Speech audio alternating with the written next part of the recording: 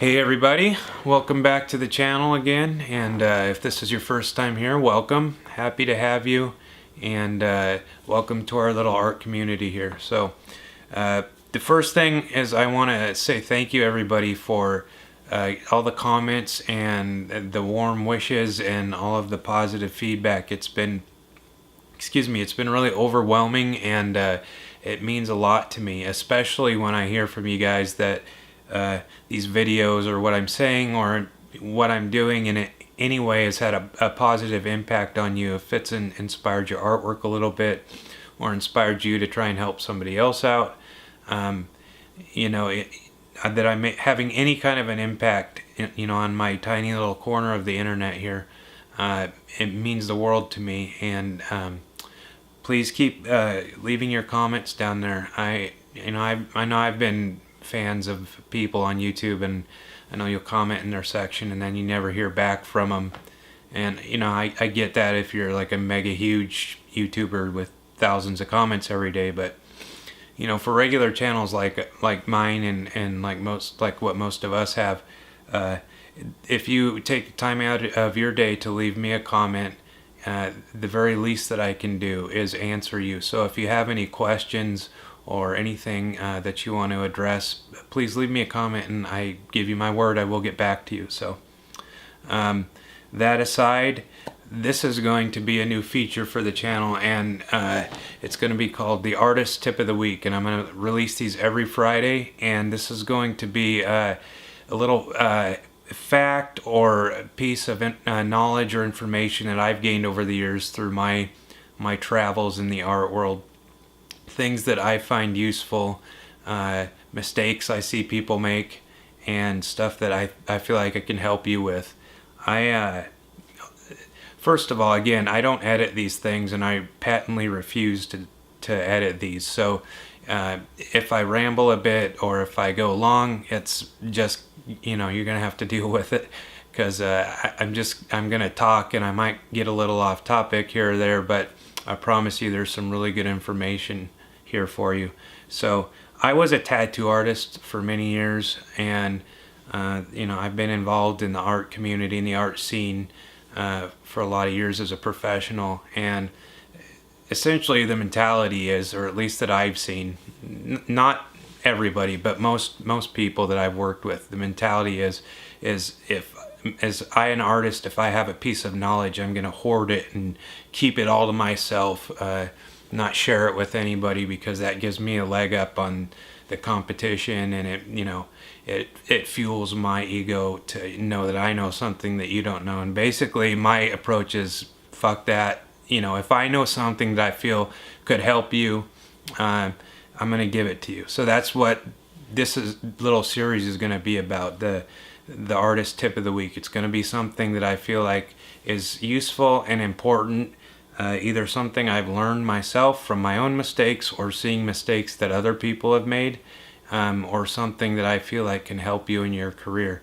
And I've gotten some feedback. This seems to be something that it seems to be a common thread. People want to know, no matter where they're at with their career, if they're just starting out or if they're kind of in the intermediate phase, or if you've been doing this for years, and this is something that you've made a career out of too. People seem to want to know, like, what are some tangible steps and practical logistical steps that I can take to help further my career. So that's what I'm going to try and give you.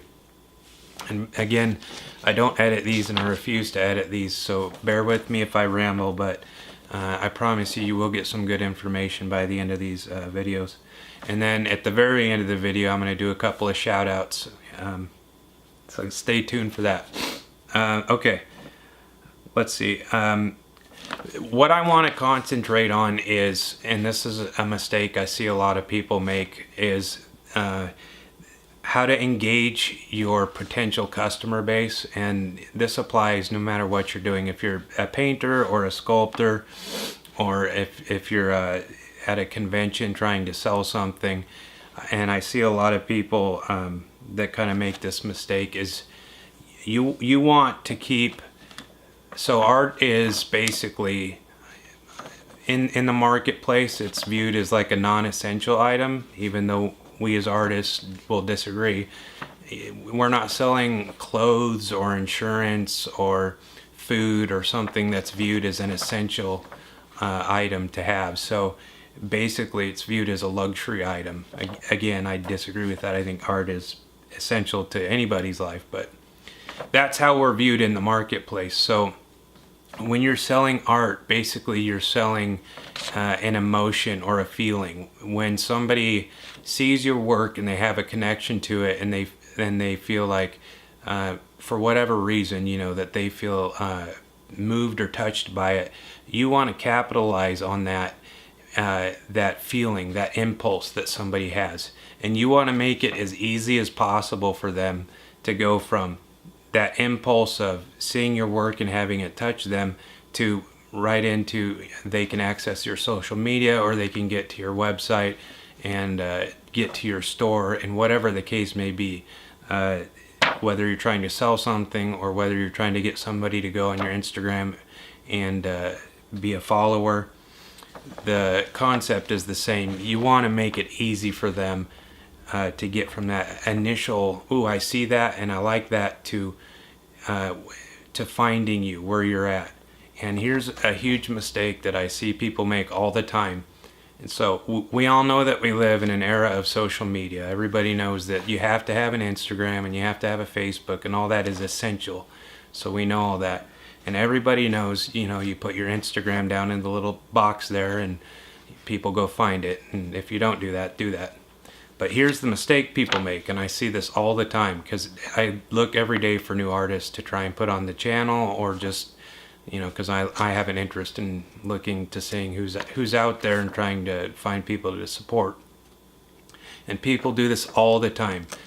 They'll put their Instagram in the bottom there in the description box, but the link won't work, and it'll either be the link is broken, or it's not a direct link, or they've just typed out their name as an artist and here I am on Instagram, go find me. And that sounds fine, but the problem with it is you're creating, again, going back to somebody has an interest in your work, taking down the barrier from that initial connection that they have to you, or that they have to your work. So if you have a link there and you can't directly click on it, if you can't click on it directly and go straight to the Instagram or straight to the website or straight to wherever it is you want people to go, you're going to lose a ton of your potential audience. I'd be making up a number, but I would guesstimate, if you asked me, you'd probably be losing somewhere around 80 to 90% of your audience that you're not getting on the click-throughs, because what they have to do, and this is what we do as artists potentially, is we view our work and our sites and everything that we put out, we view it from our perspective, but you have to look at it from the perspective of somebody that's potentially interested in what you're doing. And if you have a link in there that doesn't go straight to your channel, then that person has to then either open up a separate tab, copy and paste the link, put it into their Instagram, try and find you, make sure that they've spelled it correctly, see if, I'm finding the correct person.